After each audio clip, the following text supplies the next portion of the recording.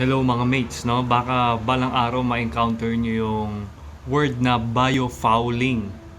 Biofouling, ano bang ibig sabihin yan? So, ang biofouling yung pamumuo ng mga algae, ng mga microorganisms sa ilalim ng barko na nagpapabagal sa takbo nito. So, kung babagal siya, mas gagamit ka ng maraming fuel para mapatakbo ang barko.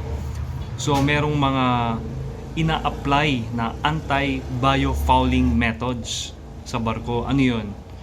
Apply ng pintura sa hull ng barko para ma-minimize yung biofouling. So, mas magiging fuel efficient ang barko at mas magiging environmental friendly siya.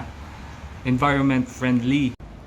So, meron din naglalagay ng zinc anodes sa ballast tanks, no, to prevent biofouling. Ha-hire ng diver para sisirin ng barko at mano-mano tanggalin ang mga mussels, mga algae sa ilalim ng barko.